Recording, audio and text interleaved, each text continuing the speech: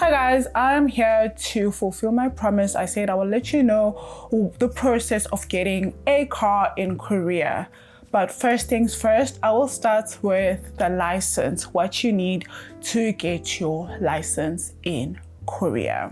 Now, to get your driver's license in Korea is so easy. There are two ways of getting it. One is for you to exchange your original driver's license from whichever country you're from. I'm from South Africa, so I already had a license, so you exchange it here in Korea, but you are required to do a test to do so. So once you pass the test, then you will be able to exchange your license. They don't keep your original license, they just exchange it basically. And two is for you to do a license from scratch, which I know nothing about, but yeah, I guess you can do that as well. So if you don't have a license at all, you can do the process as you would in your own country. The difference is it's in Korean. So I would assume that if you don't know Korean, it might be just a little harder, but okay, so these are the documents you will need in order for you to be able to exchange your license. You'll need your passport,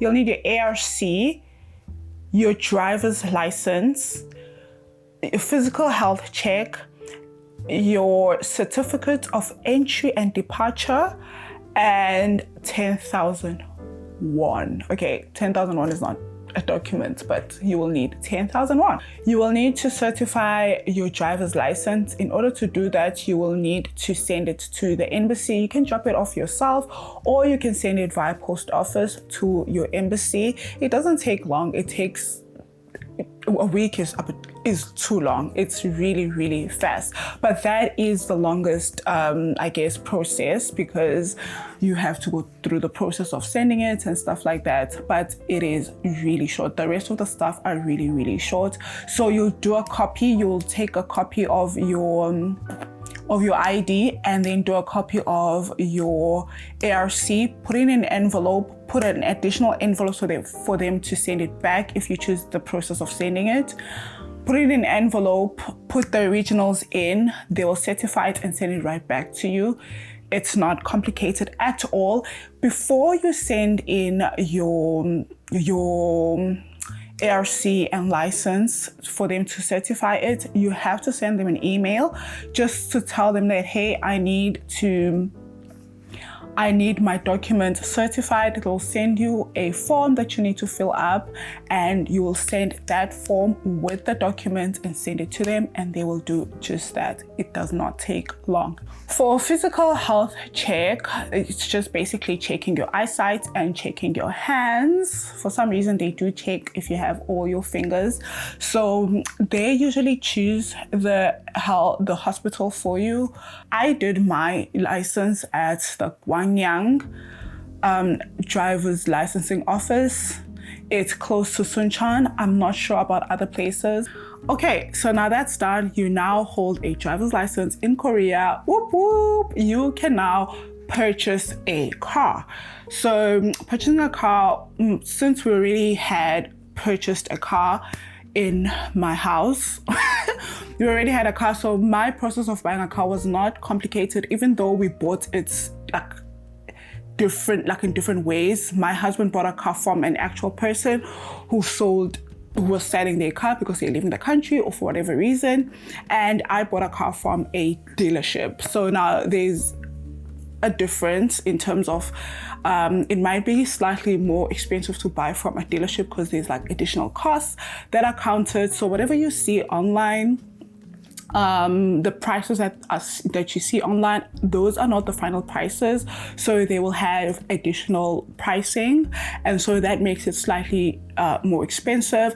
I know we started in Gwangju. We were looking at some dealership in Gwangju, and those prices were really expensive for the exact car that I have.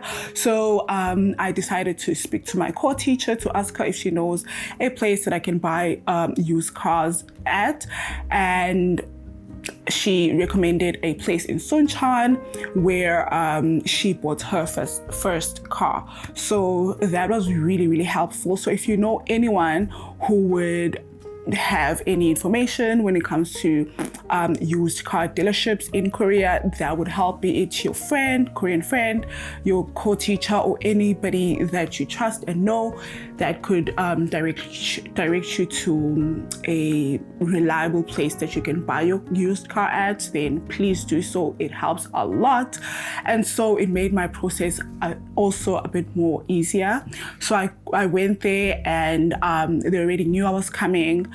They showed me the options. I went with the option that works best for me in my price bracket, and I got the car. Now, this is the thing in Korea. If you're buying a car in Korea, you have to have an insurance. You cannot be driving in Korea without an insurance. That is illegal. You might be arrested, and so dealerships will not sell you a car without an insurance. If you're buying it from an actual person, like my husband did, they will give you without an insurance. However, he had to do his insurance stuff immediately, and there are thousands of insurance companies.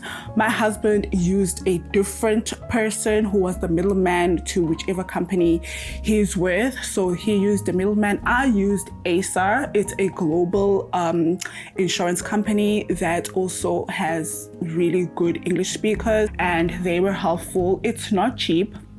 Insurance is what usually just gets you off your budget, because you're like, oh my God, I have the money to buy the car, and then you're like, wait, I also need money for insurance.